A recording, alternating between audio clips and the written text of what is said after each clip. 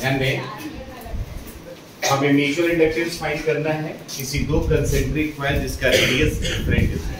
तो पहली बात तो जान लीजिए, कंसेंट्रिक का मतलब होता है दो ऐसे कॉइल जिनका centre same.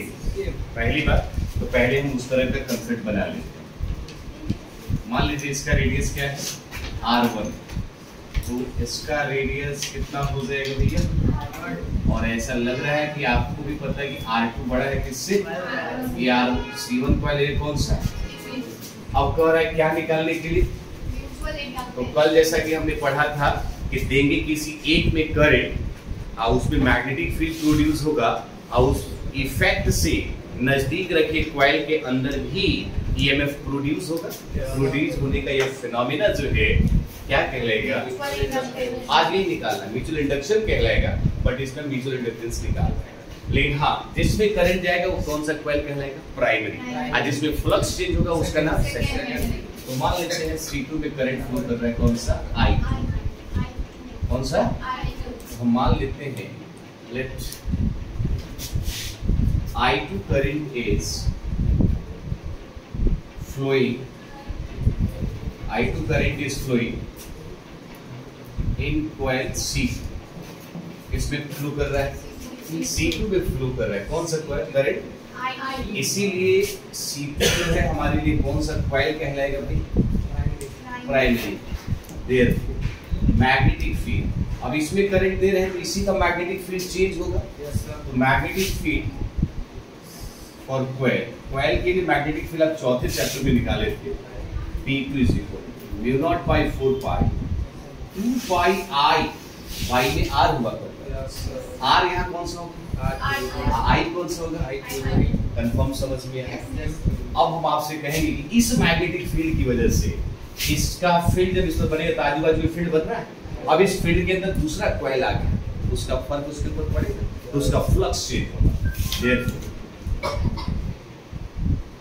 Change in flux, change in flux किस कॉइल में होगा भैया, इन कॉइल C1, वो flux actually secondary flux, secondary coil का फ्लक्स कहलाएगा, और फ्लक्स का फार्मूला होता है आपको याद दिला दें B। अब B कौन सा रिस्पांसिबल है, एरिया कौन सा पहले, तो B2 का वैल्यू यहाँ है म्यू नॉट बाई क्या 4 पाई, और 2 पाई I2 पाई में क्या हो जाएगा, और A1 का सर्कल का एरिया क्या कितना हो जाएगा, ये किसका वैल्यू, फ्लक्स। लेकिन हम लोग पहले कल या परसों पढ़े थे कि सेकेंडरी कॉइल का फ्लक्स जो है वो म्यूचुअल इंडक्टेंस में प्राइमरी कॉइल होता है। अब हमारे पास प्राइमरी करंट कौन सा है भाई, I2 है, तो I2 की जगह पर क्या हो जाएगा, इक्वेशन नंबर कौन सा, पहले और दूसरे को ध्यान से देखेंगे तो हमको लगेगा कि पहले का LHS भी φs है और दूसरे का भी LHS क्या है, LHS से तो RHS कैसा होगा। तो हम यहाँ पर एक बात कहते हैं, थोड़ा समझिएगा कि इक्वेशन फर्स्ट और सेकंड को जब हम कंपेयर करेंगे तो हमको ऐसा मिलेगा कि Mi2 is equal to Mi2 is equal to कितना है ये बताओ, म्यू नॉट बाई क्या 4 पाई 2 पाई I2 पाई में क्या मल्टीप्लाई में पाई R1 स्क्वायर, कुछ कट रहा है सर, I2 से I2 तो M का वैल्यू कितना निकल गया, म्यू नॉट बाई 4 पाई और 2 पाई बाई में R2 मल्टीप्लाई बाई पाई, किसी को तकलीफ एक फटाफट लीजिए,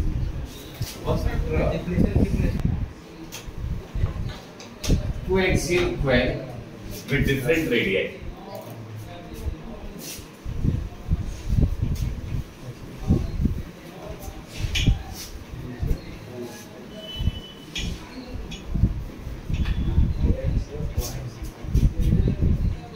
आप थोड़ा समझिएगा, coaxial coil with different radius.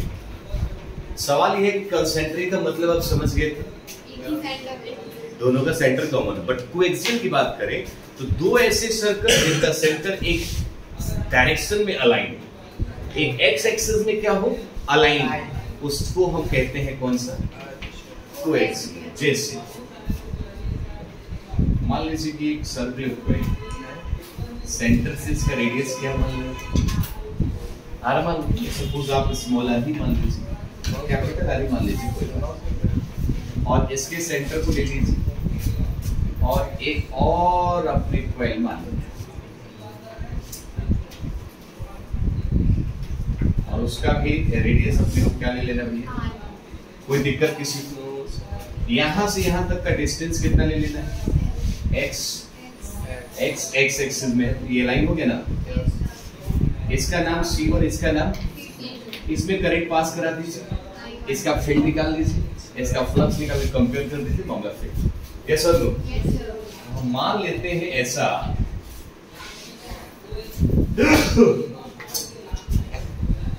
Current I1 is flowing in coil C1, flowing in coil कौन सा C1, तो इसलिए हम कहेंगे कि I1 कौन सा करंट हो जाएगा, या ऐसा कहेंगे C1 कौन सा कॉइल हो जाएगा,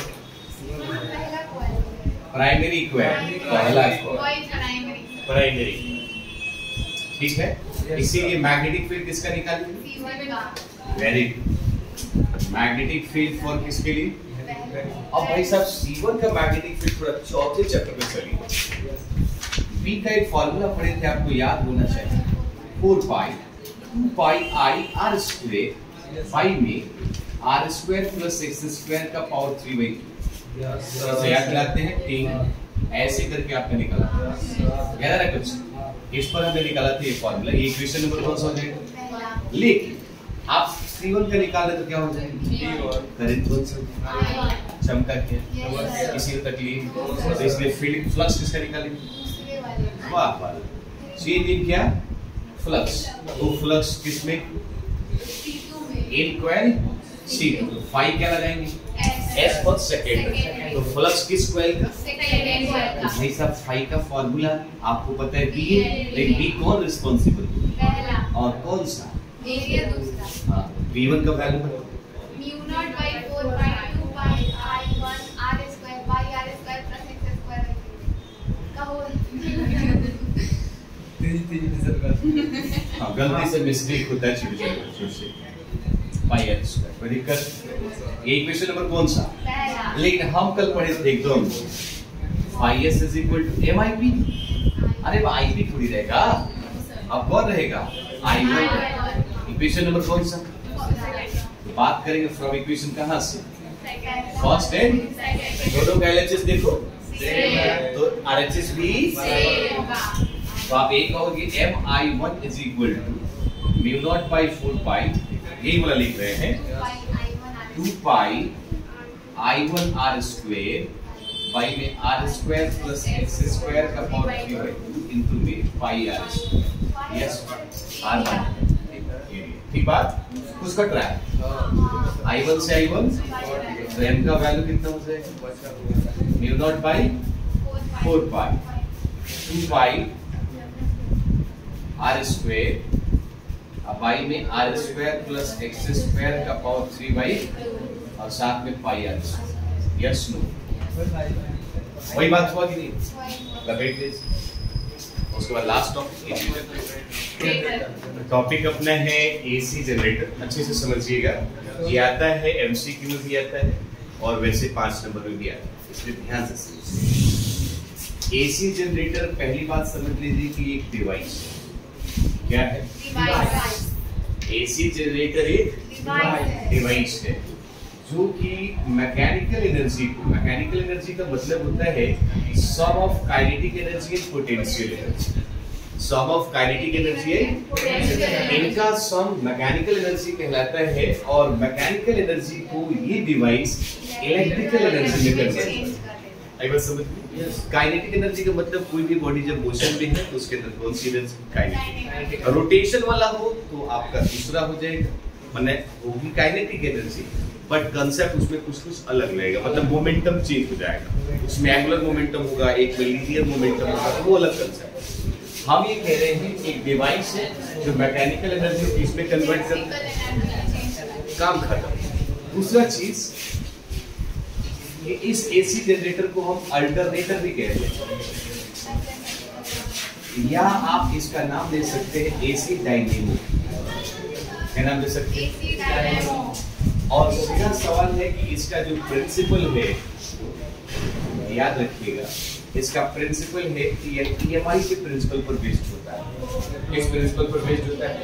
इलेक्ट्रोमैग्नेटिक इंडक्शन। और ये क्वेश्चन आपके बोर्ड में पूछा जा चुका है कि एसी जनरेटर का प्रिंसिपल बताएं, तो आपको क्या बताना है?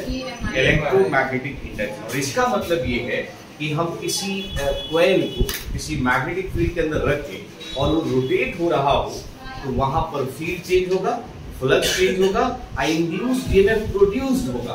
आप प्रोड्यूस होने का ये फिनोमेना क्या कहलाएगा? EMI। और उसी प्रिंसिपल पर बेस्ड होगा कौन सा अपना तो ये प्रिंसिपल मैकेनिकल एनर्जी किसमें कन्वर्ट करता है? ये नाम है, ये इसका प्रिंसिपल है और डिवाइस का नाम। इसी को तक इसकी बात कर रहे हैं। सवाल यही सब क्या कैसे तो देखने की थोड़ा सा कंसेप्ट समझिए। इंटरनल स्ट्रक्चर बना है, ये नॉर्थ पोल हो गया और ये वाला आपका हो जाएगा कौन सा? South pole. कौन सा हो जाएगा? और इसी के अंदर हम एक आर्मेचर को रखेंगे। टेंथ वाला कंसेप्ट याद आ रहा? ये आर्मेचर,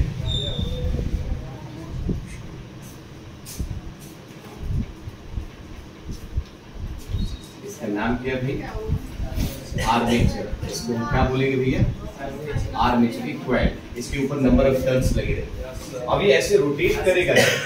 बाबू ये वाला जो हिस्सा देख रहे हैं ना, इसको कहेंगे axis of rotation. Axis of rotation. और यहाँ से मैग्नेटिक फील्ड लाइंस हमारी जाएंगी नॉर्थ से साउथ की तरफ। हमको पता है कि magnetic field lines are directed from north to south outside the magnetic field और south to north। अब आपने बना दिया नॉर्थ से किधर जा रही है? अभी आर्मेचर ऐसे ऐसे घूमेगा। आर्मेचर इस पर नंबर ऑफ टर्न्स लगे हुए। अब ये रोटेट जब करता है तो जिस एक्सिस पे करता है उसको क्या बोलते हैं? Axis of rotation. और आपको पता है कि यही चीज आपने पढ़ा होगा 10th स्टैंडर्ड में, जिसको हम लोग कहते थे स्लिप रिंग्स। स्लिप रिंग्स याद है कुछ? और इसी में एक और रिंग होता था, उसको भी बोलते थे स्लिप रिंग्स 2। और ये आपका एक्सिस ऑफ रोटेशन था। और इसी रिंग के साथ हमारे पास एक ब्रश लगा रहता था जिसको आप 10th स्टैंडर्ड में कार्बन ब्रश कहते हैं। और यहाँ भी एक और ब्रश लगा रहता था जिसको कहते थे कार्बन ब्रश 2। और इसमें एक कॉइल लगा रहता था जो 10th में नहीं था। और यहाँ डेंजर जोन में पड़े कॉइल सी। और यही से हमको क्या मिलेगा? आउटपुट। इसी तरह से हमारा दिखता है कौन सा? AC generator. जनरेटर नहीं होता है, जनरेटर ये बोले हैं। Generator AC generator. ट्रांसफार्मर को ट्रांसफार्मर कहने वाले लोग, ग्रेवी को रस्सी कहने वाले लोग, लिखेंगे AC generator. It is a device